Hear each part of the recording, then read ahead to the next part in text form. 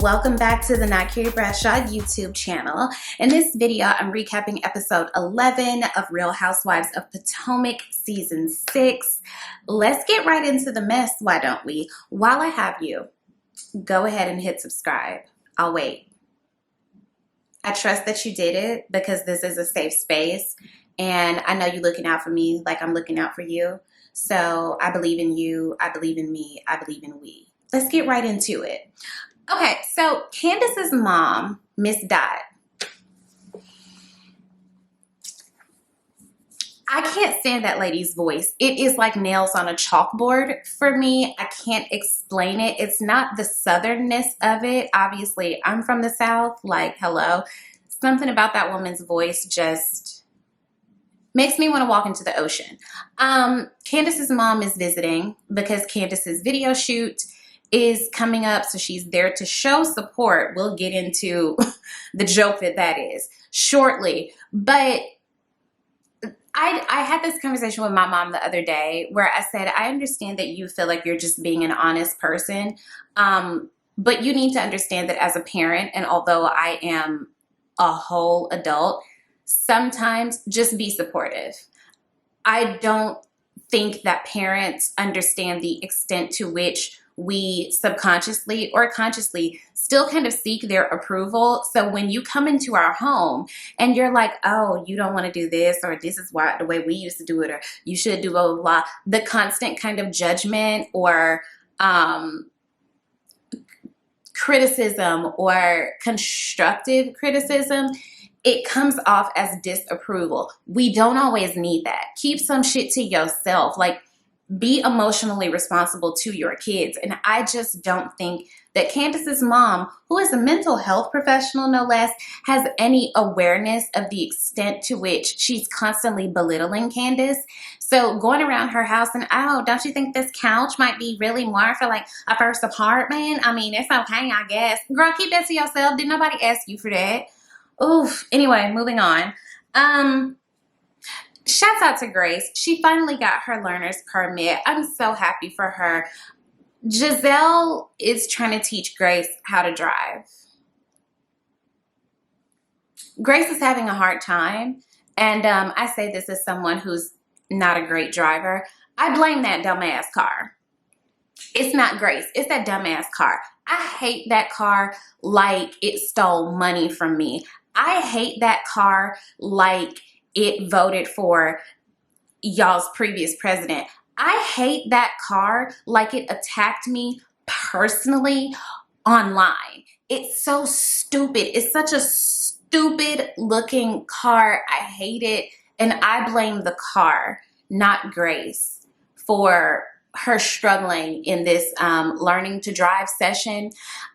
I think Gizelle needs to do what my mom did and just let somebody else teach me. My mom tried to teach me how to drive and it was one of the most contentious experiences we ever had. Like, it was rough, okay? Like, I thought about just pulling over and walking home because she was just so like, oh my God, oh my God. And it was making me nervous. To this day, I don't drive in a car with my mama. I make my mom drive everywhere because she just makes me way too nervous. Like, don't give me your anxiety. Keep it to yourself.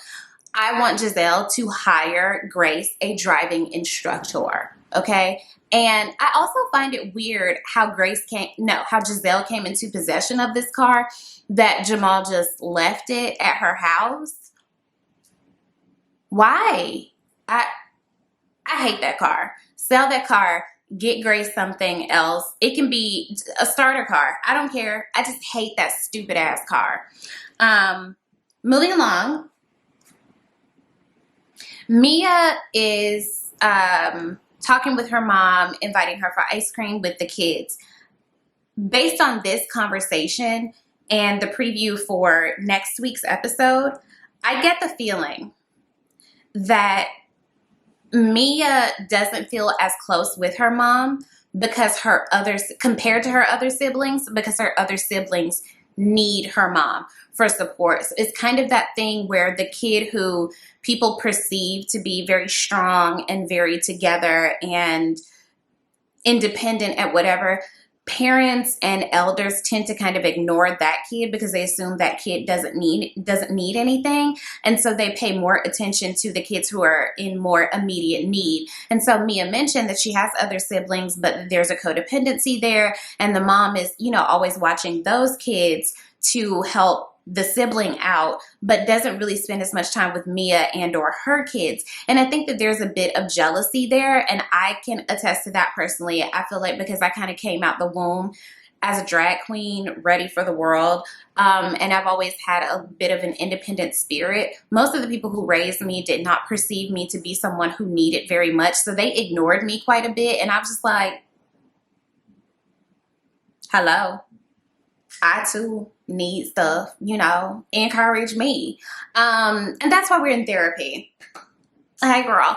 So that I really felt for Mia in that moment, because just because you're thriving doesn't mean that you still don't want the support of your mom. And it makes me a little bit uncomfortable to see the awkwardness between the two of them, because you can tell Mia really wants to foster a better relationship with her mom, and they're just having a hard time kind of getting that footing because the dynamic there is off. And I really hope that by the end of the season they get in a better place. Karen, y'all know I enjoy the Grand Dame on this show just as much as the next girl, but once again, I gotta call Karen out for being a little bit full of shit. Karen, if you had always had the intention to have a candle line, why didn't you mention that to Wendy when Wendy came over to talk to you about her candle line? I don't care how many wicks it has. I don't care what small differences you feel like you've come up with that differentiate your product from her product. And, you know, Wendy is a very educated woman, and I'm sure that blah, blah, blah. You full of shit. I think that you got that idea from Wendy. I'm sorry. That's just what I think, and let's just move on. Ashley goes to visit her family. I am all for the transparency of the biology of women's bodies. I think that it's really important that we have a better understanding of periods and reproductive health and all of those things, right? But I want for Ashley to, did I say Ashley or Candiace? Sorry, this is Ashley's segment. I can't remember which name I said, but I want Ashley to do a better job of picking and choosing when she shares certain things about her body. Time and place. We don't need to hear about you having a prolapsed or a relapsed uterus and that you can see the inside parts of the inner workings of your womb right now while people are having breakfast. It's not in the ew, women's bodies are nasty kind of thing. It's just like, is this an appropriate time to talk about this?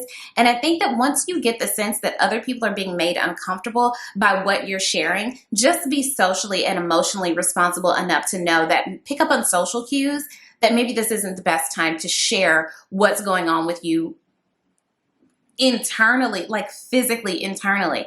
I'm not squeamish. It wouldn't bother me, but you could tell that everyone else in the room was just like, in front of my salad, in front of my eggs, right now. Time and place. Uncle Lump is why you have to be careful what you share about your relationship with the people who love you. You will forgive your spouse and or your partner for hurting you, betraying you, lying to you, whatever. We won't. We're not as emotionally invested in your relationship as you are. So when you share certain things with people, we're not going to forget those things. And we always going to look at that person with a side eye. Like you may never regain the trust of your family and friends, or your partner rather, may never regain that trust. So you have to be careful with what you share, because some stuff there's just no coming back from. Michael and this movie industry desire, I'm with Uncle Lump. I don't see the connection from real estate to the film industry. And it's such a risky business. I'm not well versed on it, but to me, it just don't sound right. Let's maybe not make that investment at this time. With a new baby, again, I'm with Uncle Lump. I really enjoy his common sense approach to life. Shouts out to Uncle Lump. Robyn and Juan. This couple continues to make me uncomfortable. So They are looking for warehouse space for Robyn because her business is booming. Again, if you have purchased one of Robyn's hats, please slide in the comments. I need to know who's buying these hats. I'm happy for her that she's getting this business. I just don't know where this phantom business is coming from. Again, like I tell y'all every recap, J-Lo. J-Lo has a huge fan base for her music. She can sell out tours and arenas. She's invited to every red carpet. But I cannot tell you a single person in the world who I know who is a fan of J-Lo's music. Just because I don't know it, don't mean it ain't happening. Same thing with Robyn and these hats. So she's looking for warehouse space. Juan is tagging along, and their dynamic continues to make me uncomfortable. I will say this with regard to the growth of this business. This reminds me of what happened with Brandon Blackwood, who is a black accessories designer. He makes very cute bags, but at a certain point, his business started to grow beyond his capacity to manage it. And so orders were going out with not the greatest quality. Things were going out late. It was a mess. It was a logistical mess. So sometimes when growth precedes prep, it can lead to failure. And so from that perspective, I can understand Robyn's apprehension or her fears, right? But based on Robyn's history with finances, based on her and Juan's collective history with finances, there's a really common sense way for you to avoid messing up y'all's money in the way that you have before. You have so much fear and anxiety over going back into poverty and struggle financially because you made a bad investment before. Do you not see that you are doing the same thing right now by saying, oh, I need to look at the books. I need to get books. Like, you ain't got a little QuickBooks. You know, back in my day, you could get a little QuickBooks from Best Buy, from Circuit City back in my day. I will age myself, honey. Circuit City, you get your little QuickBooks situation. I feel like they used to send you one in the mail, a little sample CD-ROM in the mail. Do computers even have CD-ROM drives anymore? Anyway, why don't you already, did the life coach not tell you get a business manager, get an accountant? These are things that you should know. And then when she mentioned, you know, should we pay $1,700 for a warehouse space when we're already $100,000 over budget for the house? You are $100,000 over budget for a home that you're building, and you're saying that your hat business is easily bringing in, correct me if I'm wrong, did she say $60K a month in 1 month? I hope she said 6 and not 60. Either way, it looks like you're going back down the same road. You have to do something different to get a different result. Get an accountant, get a business manager, do something before you sign on to pay out more money to rent a warehouse space. I am so not well versed in finances, but I do have resources and common sense, and I can read. You know, you have a problem and you have a really easy solution, and I just want you to meet the two. Robyn confronts Juan about how he's been making her feel, and to me, she wasn't straightforward enough. To me, she sugarcoated a whole lot with regards to how his judgment of her quite obvious depression has manifested itself in her sleeping in late and da-da-da-da-da. And she's saying, you know, can you be softer with me? I'm sure that Juan was joking when he said, yeah, if you had another baby, you know, I'm sure that she was joking, and I think that he was receptive to it. But to see how Robyn goes in on these women, and it's boom, boom, boom, boom, boom, and you can lay out your reasoning for all these things with these women, why aren't you as articulate with Juan, who you've been dating since you were a teenager? Maybe that's why. Maybe you just have not had the opportunity to flex that muscle as an adult because you've been in this relationship so long. And it's like, I just want her to take some opportunity for growth as a person, not as a wife, not as a mother, as a person. You need to grow a bit, because the pussyfooting around the fact that this man hurt your feelings, Juan did not spare your feelings when he told you that it's unattractive that you weren't getting up out of the bed for his kids, for y'all's collective kids. So I'm not saying you need to go off on him or whatever, but that was not straightforward enough for my taste. We get to the day of the video shoot. Ascala showed up to work. I was very happy with Ascala's look, okay? Ascala was like, what's the assignment? I'm here. I'm ready. Ascala got out the car looking like a star to me, and I was pleased. I need to understand the pathology behind Candiace's mom's obsession with humiliating her own child. It's like, what animal is it where they eat their own young? Is it spiders or hamsters or something? There's some animal in the animal kingdom that they eat their own babies. That's what Candiace's mom reminds me of. Why are you discussing the inner workings of your child's marriage with her ops? You just met Mia today. If a stranger, if a person who I just met that day came and asked me something about my child, who I have not had yet, you know, we hope that I get to embark on that journey at some point in life, right? But if you come and ask me about my hypothetical kid, right? Oh, is he getting paid? Well, what's happening? And with this level of shade, I'm gonna look at you real soft. Sweetie, we just met. Why you got so much smoke for my kid? What's up? You got an issue? Where's your loyalty? Why are you jumping at the opportunity to humiliate, embarrass, cast doubt upon your child on this day that's really important to her? She's invested a lot of money and a lot of time in this video shoot. Everything isn't going according to schedule. They're behind. They're trying to keep the sunlight and all that stuff. Just be supportive. Why is it so hard for you to just support your child? What is wrong with you? It was so upsetting. And for Mia, so messy.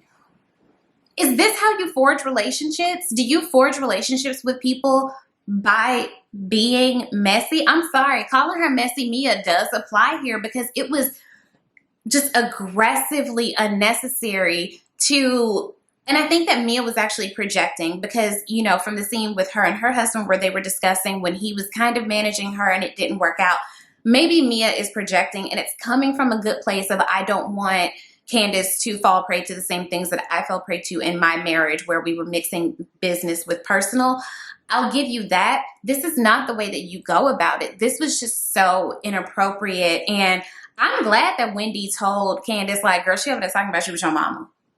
Like, maybe Wendy could have told her that at a later time, but that's just not okay. Like, let this girl have a day. Let her have a moment. My God. And the fact that Gizelle, of course, Gizelle glommed onto this and, oh, tell me more, da-da-da. And I'm going to tell you what I see between Dot and Gizelle. Both of these women came from extremely traumatic marriages. And I think that because they have not received the kind of support that Chris is trying to give to Candiace, they have to poke holes in it. They have to find something wrong with it. What do these people want from Chris? Oh, I thought, you know, I told her that I think he riding her coattails, and I know you said the same thing. And, like, I'm just not, as a hypothetical mother, okay, you're not finna roll up on me and talk shit about my kid. It's just not okay. Like, that woman infuriates me. The cars didn't show up on time. Based on what we saw where Chris was conversing with, I don't know if that was the director, the creative director, whomever he was, that, you know, Chris said, I called them today at noon, at 1 o'clock to confirm the cars. And something happened. The cars didn't show up for this, you know, Fast and Furious themed video. And I'm going to say, I like the idea. I like the theme of the video. It does coincide with the song. Cute. But it worked out. You have several people here who drive luxury cars. So pull them up, we'll make it work. I don't see what Chris did wrong here. And of course he showed up and he was upset because he's like, I had this schedule. Why isn't this working? Here's my question. If Chris had been there, how was he going to somehow fix whatever he allegedly messed up? If they didn't have the cars and they couldn't get in touch with people, him being there wasn't going to change that. And why was Candiace's automatic assumption was that he was being an asshole? No, he showed up doing exactly what you would want him to do as a manager, showing up as is with the apron on. Like, what happened here? How do we fix it? And I'm happy that Chris had enough self-awareness to be like, you know what, my energy isn't good right now. I'm gonna stay over here. I don't want to mess up her energy. I want things to go well for her. What do they want from this man? Do you want him to quit his job fully and fully devote himself to this, and then y'all can say that he's riding her coattails? Or do you want him to continue trying to be a chef in a pandemic? It's not that he quit his job. I'm pretty sure that like a lot of restaurants, he couldn't, you know, they didn't survive the pandemic. Where's your context? Where's your critical thinking skills? The fact that the automatic assumption is that he's on some bullshit where he's trying to scam her says a lot about your experiences with your partnerships. And to project that and make a mockery of it and snicker and gossip while the video is being shot, it was frustrating. And it's like, you continue to see so much of why Candiace is the way that Candiace is. This was just, it was cruel and it was messy. And I'm with Escala, like, y'all should not be asking this. It's not our business. And of course, Gizelle, well, it's my business. I want to know. Of course you do, because you get off on hearing that other people's marriages and relationships are failing because yours did. And that is sad. That's sad as hell. Learn forgiveness, learn compassion, learn to just be a friend. What the hell? Anyway, that's all excuse me. Oh, child, got a little frustrated there. That's all I have for this episode. Next episode, we're going to be at Gizelle's house for some sort of messy, shady, you know, whatever. So we'll see what that's giving. And I will be back to recap that episode for you guys as well. Thank you for tuning in. Be sure to like, comment, subscribe, share, review, become a patron, and send me some of your daddy's money. And I will talk to you guys soon. Bye.